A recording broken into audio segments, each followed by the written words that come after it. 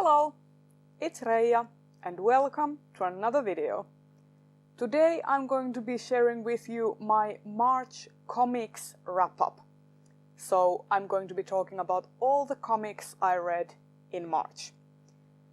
And first up I just want to mention that I read Berserk Volume 3 by Kentaro Miura and My Lesbian Experience with Loneliness by Nagata Kabi for the translate-a-thon.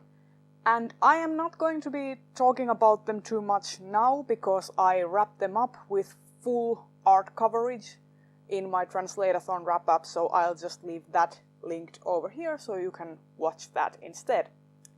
But suffice to say, I really enjoyed them. I gave Berserk Volume 3 4 stars and a complete 5 stars to My Lesbian Experience with Loneliness because it was just that good.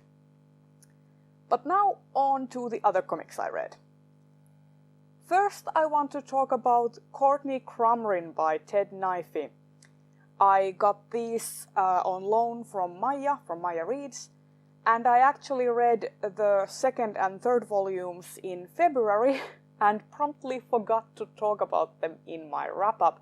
So I'm just gonna talk about the whole 3 volumes that I read in February and March right now. I generally liked them a lot more than I did the first volume. I loved that the story got a bit fleshier in a sense. Basically, Courtney's character gets explored a lot more, and her relationship with her uncle is first established as this kind of idolization from her part, and then she finds out things about her uncle that she isn't quite on board with, and their relationship gets more fraught. I loved the exploration of that. And I love Courtney's character in a sense that she's a relentless asshole, but she still gets development. She doesn't stay a complete asshole. She starts caring about others, and she doesn't want to be lonely all the time, but she still remains true to herself, and she is a kind of a misanthrope in her heart. I also really liked the art a lot better in these volumes that I borrowed from Maya because they were completely black and white. The first volume I read from the library and it was in color, and I just think that Naifeh's art style, at least in this series, benefits from the black and white color scheme because his art is so kind of rough around the edges, kind of simplified in some places and very detailed in others, and full of contrast.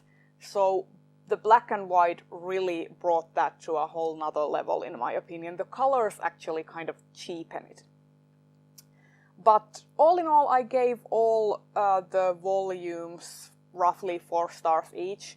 The final one I read, the fourth one, was a bit weaker. It had only 2 stories in it, and the first one was kind of flat for me, but the second one redeemed it completely because it had such high stakes. So yeah, those were my thoughts on Courtney Crumrin.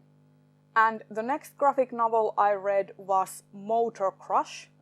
It was created by the same team that worked recently on the new Batgirl series, and I loved it. I saw this on Leanne's channel, Queen Novellas, and I got really interested in this series.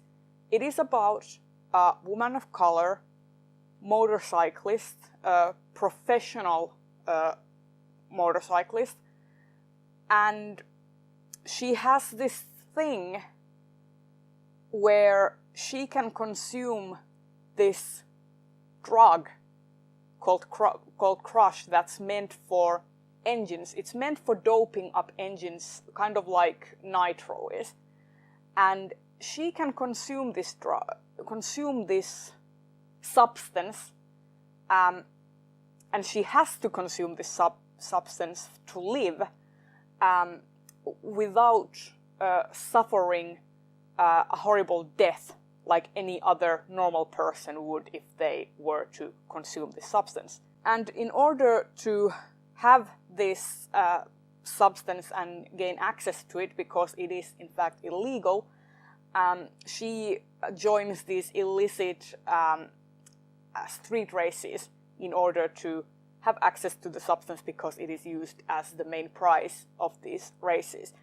And I really love the art, I love the idea, and I love the world. It is very pastel and neon, kind of a blend of Tron Evolution and Daft Punk, and also Miami Vice and Nagel's art. I love this. The art is amazing. It has also queer rep. The main character is either a lesbian or bisexual. It is not established, but her love interest is in fact another woman who is also a mechanic and an engineer. So there is also women STEM rep, which I really enjoyed. I'm actually kind of sad that I didn't read this last year, because otherwise I would have nominated this for the BookTube SFF Awards. I really liked it. There were some moments of choppy characterization because this is a pilot and it had to do a lot of world building in this first volume. But other than that, it was really good and I gave it 4 stars. And finally, I want to talk about Paper Girls. I read volumes 1 to 3, and this series is by Brian K. Vaughan and Chiang, I believe. And oh boy, I feel like this series is a series about nothing. Because in all 3 volumes, I don't get to know who these characters are. So the story is about these girls who are paper girls. They deliver newspapers. And it takes place in the 80s at first. And these girls get caught up in a kind of vortex of time. They start traveling through time in different locations. And the story kind of goes from there. In 3 volumes, we don't actually know what the story is. And the characterization of these girls is kind of bare bones. Only in volume 3 did I start noticing actual characterization and character growth. It was kind of all over the place. The art is good. I like it. It is kind of pastel-y, very thick lines and kind of rough around the edges, but clean and nice to look at. But this series just isn't for me. I'm thinking that I might give volume 4 a go when it comes to the library, because I want to know if something else happens in it. But other than that, this series is a complete wash for me. I gave it on average 3 stars.